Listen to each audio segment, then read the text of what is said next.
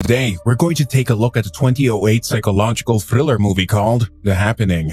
The movie starts with a beautiful morning at the New York Central Park. People are merrily enjoying themselves as fresh wind rustles the trees. Just like everyone else, two girls are sitting on a bench, reading books. One of them, named Claire, starts to get confused about herself and her surroundings. Meanwhile, her friend looks around and observes abnormal behavior of people. Her restlessness rises as everyone in the park stops dead in their tracks, as if time has been stopped. The girl watches in utter distress as her friend Claire takes out her hair needle and plunges it down her throat and kills herself. The scene then shifts in downtown New York, where construction workers are joking around. Just as they are laughing, their cheeriness turns into dread as one of their co-workers plummets to the ground from high above. They reach him to find him paralyzed with dozens of broken bones and disfigured limbs. In the meantime, many other bodies start to drop down. The main leader of the construction site looks up, and to his utmost petrification, he witnesses the workers committing suicides by jumping off the buildings. Meanwhile, the movie flings us to Philadelphia, where a young teacher is teaching science to the students. He tries to engage them in a debate regarding the disappearance of honeybees from our planet, but he gets a minimal response. As he's trying to gather their interest, the activity is hindered by the entry of the vice principal. She asks Mr. Moore to accompany her, and they come into the auditorium to find it full with teachers. After all of them are gathered, the principal informs them about the incident in Central Park. He then states the dismissal of students and gives the statement that they should leave. As everyone leaves Mr. Moore's class, his friend Julian comes along and remarks how his mother is getting hysterical about their safety. After that, he tells him that she offered Moore and his wife, Alma, to come as well. Afterwards, the teacher named Elliot talks to his wife and states Julian's offer. As he cuts the call, he shares with Julian how Alma has been acting weird. In reply, Julian states that she might not have wanted to marry Elliot in the first place. The next scene shows us Alma sitting in her living room, extremely agitated. She jumps abruptly as her phone starts to ring, with the caller ID saying Joey. Just as she puts the phone away from her, Elliot arrives and they watch the news, where the anchor explains how the airborne toxins are disrupting normal human brain sensory cells and reversing them to cause fatality. After catching up on the dreadful aspects, Elliot goes into the room and packs up his bag. Meanwhile, Alma keeps getting calls from someone named Joey, which puts her in discomfort. Nevertheless, they make it to the train station, where Elliot meets with Julian and his daughter Jess. Elliot asks him about his wife Yvette, and Julian remarks that she'll take the next train.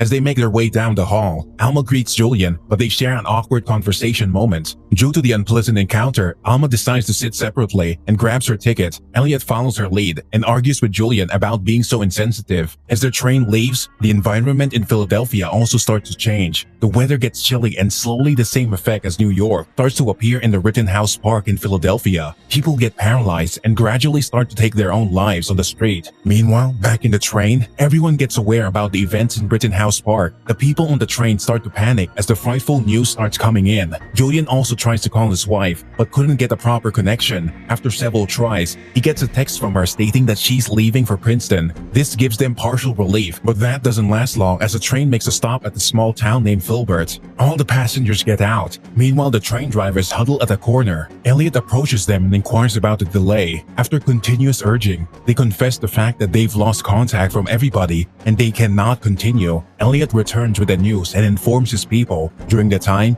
Jess gets extremely distressed and Elliot tries to reassure her that they are at a safe place. Afterwards, all of the passengers are now in a restaurant. Elliot sits with Jess and tries to lighten her mood by showing her a color-changing ring. She eventually laughs at his energy and dedication. Meanwhile, the news states that the attack is not a terrorist one, but rather a natural or biological phenomenon. As the anchor represents the affected cities, it dawns on the people that all of them are in the dead center of the toxic zone. Their state of terror goes up a notch as the place loses its electricity and phone connections. One of the persons gets up and urges everybody to leave at once or they'll die. At once, everybody leaves their seats and escapes outside. The people with the cars started giving lifts to the pedestrians and the parking lot got empty in no time. Like all the others, Elliot tries to hitch a ride, but gets no luck. Just as they're looking around, an elderly couple offers them to come along. On the other hand, Julian arrives and tells them a car is going to Princeton and they have room for one. As Yvette also left for Princeton, Julian decides to go looking for her while leaving Jess in Alma's care. They bid goodbye and sit in their respective vehicles. Afterwards, they reach the elderly couple's house. They get out to grab their stuff while Elliot and Alma look around. They enter a greenhouse and the bearded man also follows them and states that it's the plants causing all the problems. As they start to leave the place, the scene shifts to Julian traveling towards Princeton. The Jeep casually travels along the road and reaches the Princeton area, but suddenly, they they come across a huge tree laden with hanging human corpses. A girl starts to shriek madly upon the horrific sight, but Julian uses his senses and tries to distract her while asking to cover all the vents and openings in the car. Nevertheless, a small gash in the headliner of the vehicle still gets left open. As a result, the driver gets affected and crashes the Jeep into a tree. He gets thrown at a distance while Julian limps out. He staggers onto the road, sits down, and starts cutting his own wrists. Meanwhile, Elliot and the others travel along a road and come to a stop as they see something up in the distance. The woman suspects them as dead animals, but when Elliot looks in the binoculars, horror strikes him as he sees human corpses scattered across the road. They immediately turn around their car and speed up the other way. Upon reaching a junction, they see a military vehicle and get hopeful, but the soldier, Private Oster, informs them that the place he's coming from is also infected. That leaves them with two alternate ways, and just as they're deciding what to do, vehicles starts coming from those roads as well. Upon inquiries, it gets known that those alternate ways are also affected and the people there are dying at a rapid rate. With no choice left to make and no path left to attain, they decide to stay in the midpoint. As the people get out of the car and huddle together, the bearded man comes up to Elliot and informs them that the woman is on call with her daughter in Princeton. Elliot runs up to her, and as she talks on the phone,